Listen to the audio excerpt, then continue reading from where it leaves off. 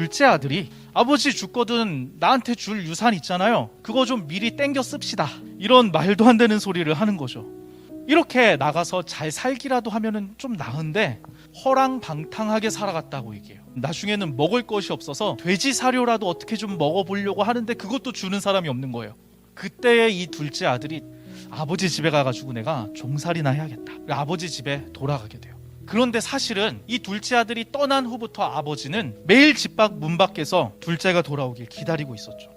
근데 둘째가 이제 돌아오는 거잖아요. 그걸 보고서는 아버지가 막 달려가가지고 둘째를 끌어안죠. 데리고 집으로 가서 옷을 갈아입히고 씻기고 잔치를 베풀어서 사람들을 모이게 한 다음에 사람들한테 이 내 아들은 죽었다가 다시 살아났으며 내가 잃었다가 다시 얻었노라 하니 그들이 즐거워하더라. 그리고 오늘의 본문의 이야기가 이어지는 거예요. 마지는 뭐하고 있었냐? 아버지의 밭에 가서 일하고 있었어요. 집에서 갑자기 막 풍악을 울려라 막 춤추는 소리가 들리는 거예요. 이제 하인을 한 명 붙잡아 놓고 물어보는 거예요. 그랬더니 이 하인이 자초지종을 다 설명해 주는 거예요. 그랬을 때에 이 맏아들의 심정은 화가 났다 그래요. 제가 지금까지 아버지를 잘 섬겨왔습니다. 아버지 명령을 어긴 적도 없습니다. 그런데 아버지, 저한테 염소 새끼 하나라도 잡아서 친구들이랑 맛있게 먹어라 하신 적 있나요? 어떻게 아버지 재산을 다 탕진해서 돌아온 이 아들을 동생이라고도 하지 않아요. 위에서 왜 살찐 송아지를 잡으십니까? 그러자 아버지는 이렇게 이야기하죠. 이 내 동생은 죽었다가 살아났으며 내가 잃었다가 얻었기로 우리가 즐거워하고 기뻐하는 것이 마땅하다 아니라.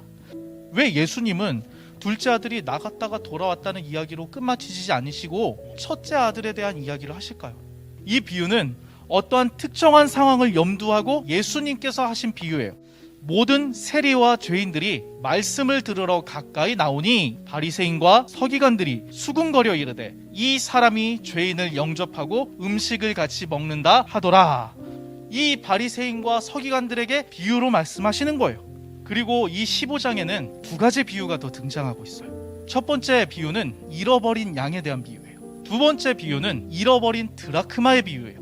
그리고 다음에 등장하는 게 오늘 말씀인 거예요. 사실 이렇게도 표현할 수 있는 거죠. 잃어버린 아들의 비유. 그런데 오늘 이 세 번째 비유인 잃어버린 아들의 비유와 앞에 있는 잃어버린 양, 잃어버린 드라크마의 비유하고 결정적인 차이점이 있어요. 찾는 사람이 있다는 것과 찾는 사람이 없다는 거예요. 앞에 있는 잃어버린 양, 잃어버린 드라크마의 비유는 이 잃어버린 양을 위해서, 잃어버린 드라크마를 찾기 위해서 동분서주하고 집안을 들었다 놓는 사람이 등장해요. 그런데 이 잃어버린 아들의 비유 속에서는 이 아들을 찾는 사람이 없어요. 둘째 아들을 하염없이 끝까지 기다리는 아버지가 등장해요. 이 아버지는 둘째 아들을 기다릴 뿐이에요. 그렇다면 아버지가 그토록 애타게 기다리고 있는 모습을 보며 찾으러 나가야 되는 사람은 누굴까요? 맏아들이었어야 되는 거예요. 정말로 아버지를 위하는 아들이었다면 아버지가 매일 문 밖에 나가서 자기 동생을 기다리는 걸 보면서 가만히 있을 수 없어요. 자신의 동생이 아무리 한심하고 밉고 싫어도 아버지를 위해서라면 나가서 동생을 찾아와야죠. 그리고 이 비유를 누구 들으라고 하시는 거라고요? 지금 세리와 죄인들을 맞아들이는 예수님을 비난하고 있는 바리새인과 서기관들에게 하시는 말씀이에요. 무슨 말이냐? 너희가 하나님 열심히 섬기지, 하나님의 율법을 절대로 어기지 않지? 그럼 너희가 이 세리와 죄인들을 찾아갔어야 되는 거 아니냐? 그런데 세리와 죄인들이 예수님의 말씀을 듣기 위해 찾아왔을 때 맏아들이 아버지에게 화내며 따진 것처럼 지금 바리새인과 서기관들도 예수님을 비난하고 있는 거예요.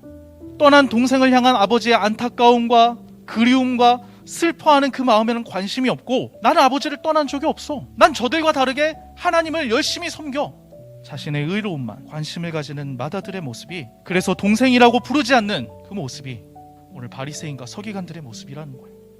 물론 맏아들이 아버지를 섬기고 명령을 어기지 않은 것이 잘못된 거 아니에요. 오히려 칭찬받아 마땅한 거죠. 그런데 진짜로 아버지를 위했다면 동생을 찾으러 나갔어야 됐다는 얘기인 거예요. 그들의 행위가 잘못됐다는 게 아니라 그들이 그렇게 하나님을 위했다면 하나님의 마음을 알아 세리와 죄인들을 찾아오려고 했어야죠. 그리고 이 모습 속에서 우리의 모습을 발견한다는 게 정말 마음을 힘들게 하는 것 같아요. 여러분, 우리 주변에 찬찬히 돌아보면 둘째 아들이 널리고 널렸어요. 우리 주변의 둘째 아들을 우리 마음속에 심어봅시다. 귀한 시간과 에너지를 이 주일에 쏟아낼 정도로 우리 아버지를 위한다면은, 하나님을 사랑한다면 오늘 씨앗을 심어봅시다. 쉽지 않을 거예요. 아버지 밭에 나가서 일해야 돼요. 그리고 돌아와서 둘째를 찾으러 가야 되는 거예요.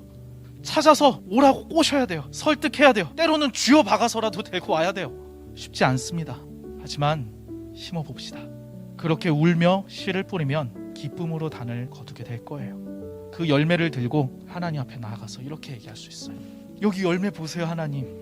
그럼 하나님이 분명히 이렇게 말씀하실 거예요. 잘하였도다 착하고 충성된 조가, 네가 나의 즐거움에 참여하게 될 것이다. 부디 오늘 이 말씀을 듣는 저와 여러분이 이 하나님 아버지의 마음을 깨달아 씨를 심고 아름다운 열매로 거두시게 하실 하나님을 기대하며 이 씨앗 심기를 함께하는 저와 여러분이 되기를 하나님의 이름으로 소망합니다.